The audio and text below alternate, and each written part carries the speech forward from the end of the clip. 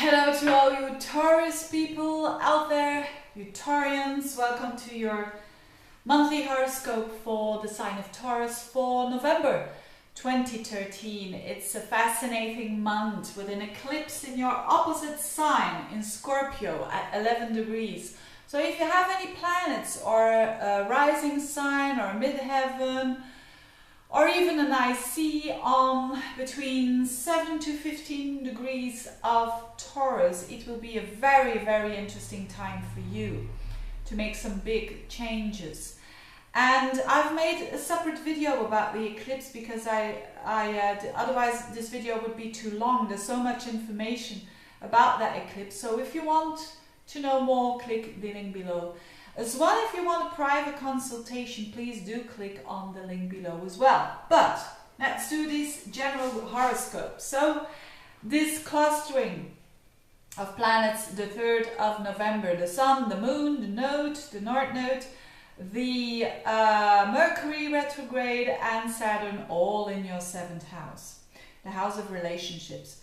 So for those Taurians who are single, if there is not anyone coming in your life, especially when you've got a rising sign in Taurus, I would be very surprised because a new moon is all about new beginnings. So if you are open to this and if you really want to meet new people, it's a good time to do so because you are in the it shows that on a relationship level you are on a new phase, you are at a new phase.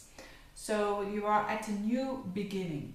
For those who are in a relationship, probably have mentioned that before with Saturn there, and who are in a good, relatively good to good relationship, they are really getting to know themselves better through the relationship, but also really seeing what that person is all about and really knowing how precious they are and not taking them for granted. This is also a time of this eclipse is all about facing reality, and that can be something that is really comforting, liberating, that you know who you are with and why you have chosen that person. If you are having a very bad relationship, this is one of these months that it could be the end of it. And to make that decision. The best time to make decisions is as from the middle of the month, because Mercury is still retrograde up until the 11th, so it's not a good time then to make very drastic major decisions of your life. Of course, sometimes we need to take a decision, so don't wait if it's really, really necessary. But if you can wait, because Mercury, when it goes direct again, it gives a bit of more clearance in the head. Why that is a good thing. So it's all about relationships now for Taurians, and it's a time when things are really, decisions are made here, and that is a good thing. And sometimes it's a hard thing, but it's a good thing, because this eclipse on a higher level, which I explain in this video, on a higher level it's all about new visions coming in and new ideas coming in. So when old things don't work anymore, they need to go, when they totally don't match of who we are, because this has to do with you as well. It's about who you are.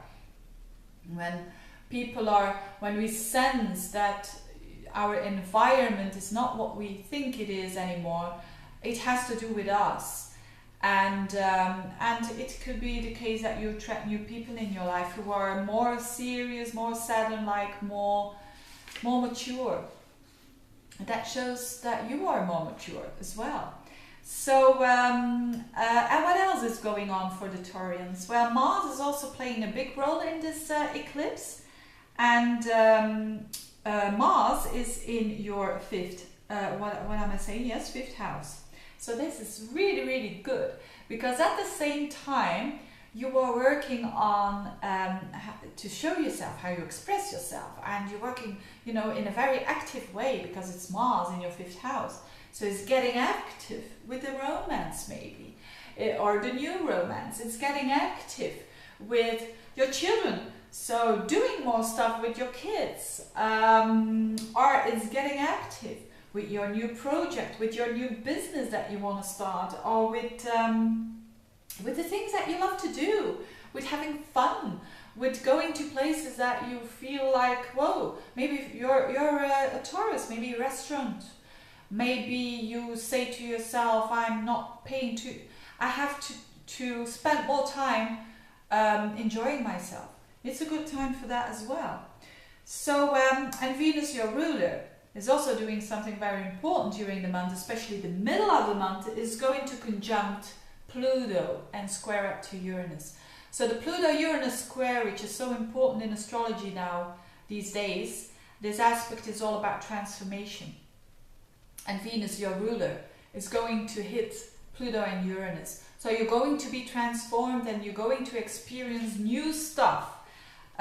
So the more that you are open to it, the better. And this position of Venus for you is in your 9th house. So it's a good time to travel. It's a very good time to travel and to meet their new people.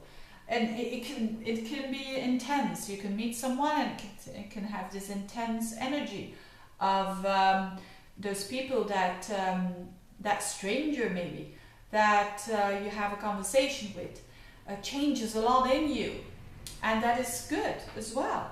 So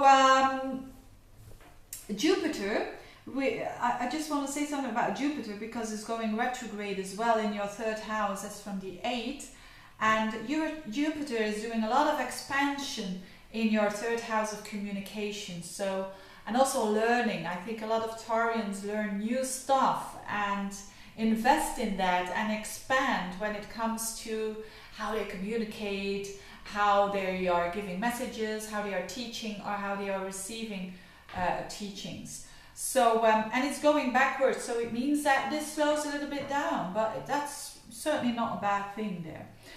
So, having said that, I wish you Taurians all the best and see you next month. Bye-bye.